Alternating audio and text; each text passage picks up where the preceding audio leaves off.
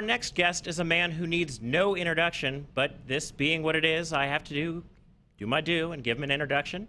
I'm thrilled to bring my friend Charles Payne on to join us here on the Steve Malzberg Show today.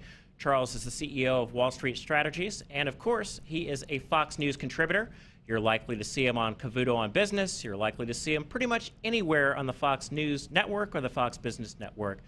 Charles, how are you, my friend? Thanks for joining us today on the Steve Malzberg Show. Ron, thank you so much for the kind introduction, and it's great being on with you. Absolutely, man. I have some big shoes to fill because, of course, not only are you a friend of the show, but you guest hosted, so I'm doing my part here trying to follow your example and follow your lead.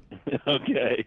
You know, one of the things we've been talking about this hour, Charles, is race relations in the era of Obama. And you'll remember that, of course, then Senator Obama promised that he was going to be post-racial, an era and bring in a new era of reconciliation and, of course, understanding in this country. And I think just the opposite has happened. What's your take on President Obama's handling of race issues, and where do you think we are right now? It's heartbreaking, Ron. He had an amazing, very unique opportunity. He had a window of opportunity after the election, after his victory, the scene in the park with people from all nationalities, all races, the tears, the joys. I knew staunch, hard conservatives who bitterly opposed Obama as a candidate who said, you know what, maybe this will be a good thing. The nation was ready. We were ready. And unfortunately, I think the problem is Obama chose to govern in a way where the buck never stops at his desk. So in the very beginning, it was all about these guys, those guys, the villainizing or vilification of everyone and blame Bush. And then he took that a step further. And I think where things really got bad for the worse was when the arrival of the Tea Party. He had an amazing opportunity to go. He could have gone to any Tea Party event. He could have gone unannounced, showed up, met regular people, had conversations with them. Put yourself in the shoes of, just say, a black person marching 50 years ago in some demonstration somewhere in the South, and if an elected official had done that. You remember black people in Alabama forgave the governor there, Wallace, who said he was a changed man, and they changed with him, and they actually voted for him, something that was absolutely unthinkable. Instead of having an open mind, he allowed the Tea Party, which posed a real serious threat to his candidacy and his party, to be demonized, to be smeared, and he allowed that to happen. He fostered that sort of thinking. And I really think there were always cracks because he never lived up to his potential. He always governed in a way where there was never a mea culpa or the buck stops at my desk. And I think really the big turning point was how he allowed the Tea Party to be mangled like that. And I agree with you, Charles. And if you look at the evolution of the Tea Party, of course, stands for taxed enough already. This didn't have anything to do with President Obama's race or his ethnicity. It was due to the fact that he rammed through a $1 trillion stimulus that did not stimulate the economy. It was bred in the fact that we had regulation after regulation being imposed upon us. And then, of course, the ramming through of Obamacare, which then the Speaker of the House, Nancy Pelosi, said, well, we're going to have to pass the bill to see what's in it. But it was so convenient for them to couch this in terms of race and racism rather than to confront the true issue, which is an unpopular president putting through unpopular policies. And I want to sort of switch gears with you for a second here, because now you see that there are states around the United States who've said, you know, we are really worried about the integrity of the voting system in our municipalities, and we want to make sure that if you show up and you say you are who you say you are, that you can produce a voter ID to prove that you are, in fact, you. But what happened with our friends on the left, Charles? They say, oh, my goodness, yeah. If you're going to have a voter ID imposed, you're being racist. What do you make of that? You know, if you really put some thought to this, think about this for a moment. Community college is always talked about in the same conversation as black people. Minimum wage and higher minimum wage is always talked about in the conversation of black people. And the inability to go get a piece of ID. I mean, when you really think about it, who really has a lower opinion of black people? Mm-hmm. You know, my son yesterday took his driver's permit. He passed that. He'll take the written course yesterday. He'll take the driver's part in a couple of weeks. And when he passes that, he'll have his third piece of identification at age 16. If you tell me you're too inept to go get identification, but by the same token, you can demand that I pay you $15 an hour, that I would even give you a job in the first place, you can't have it both ways.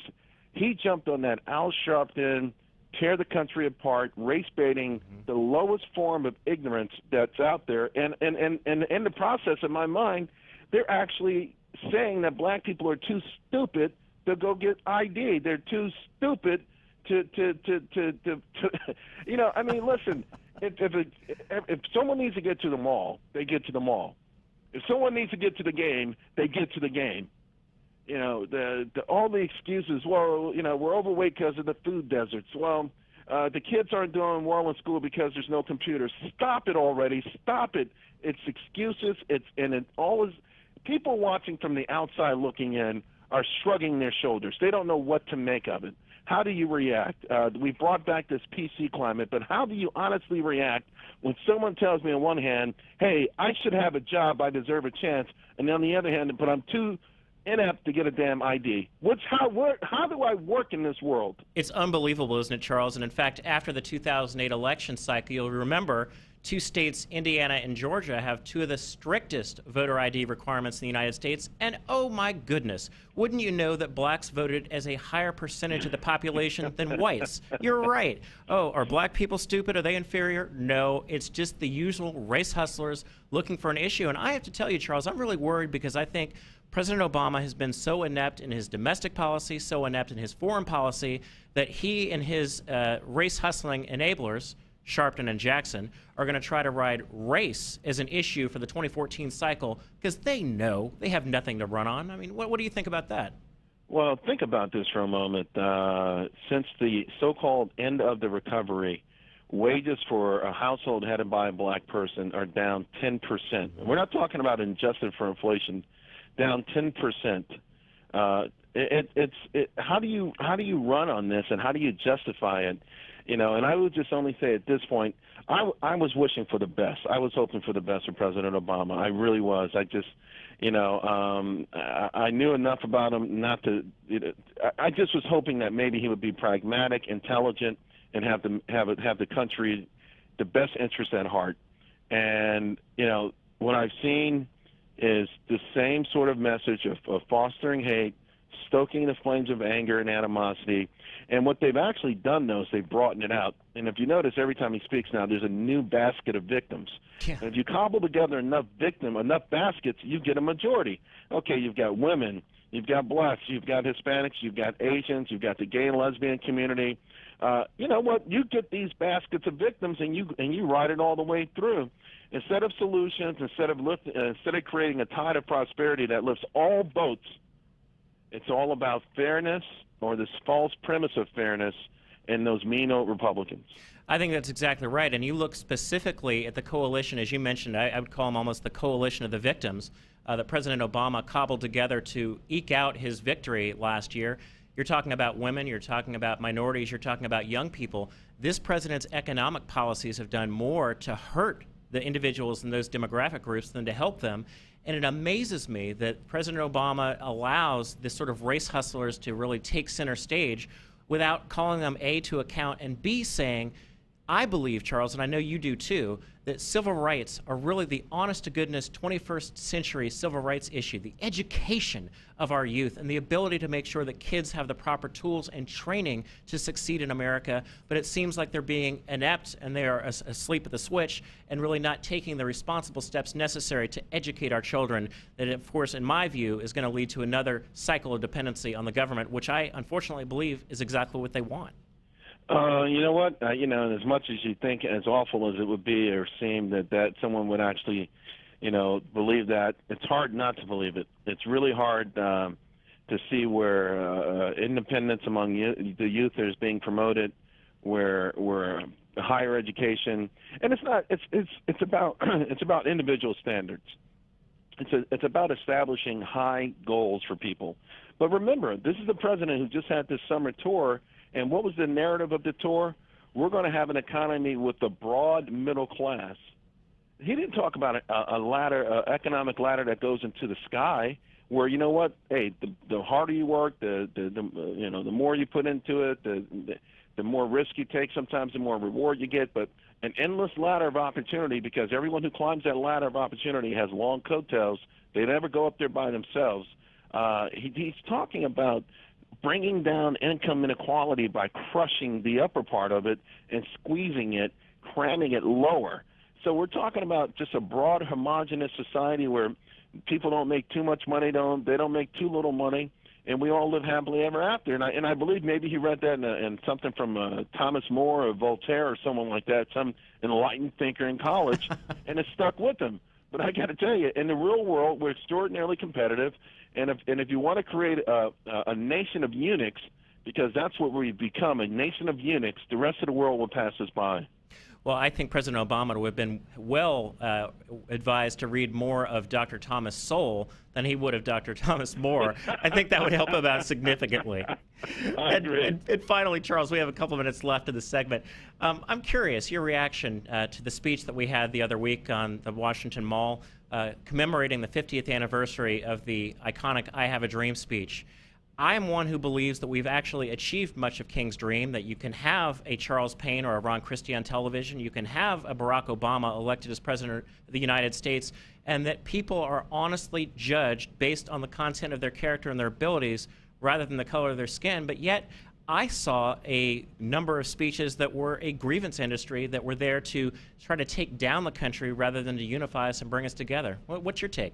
We still have a little work to do as a nation. What I am happy about, though, is, I had this conversation with my son about 4 or 5 days ago, and I said, do you think, this country is fair to you and that you're going to be able to do whatever you want in life? And he told me yes. And, that I almost cried because I want him to feel that way.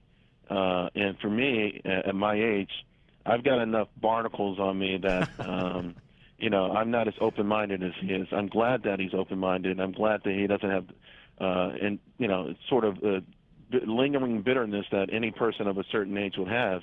And having said that, though, I heard the speeches too, particularly the president's, and it was amazing to me that Martin Luther King, he used the word mobility in that speech, and he talked about black people being able to be mobile and to be judged by the content of their character. He talked about the ocean of prosperity that was and still is America. He didn't say, let's take away from others. He said, just give us an opportunity to hop off this island, this lonely island, and into this ocean.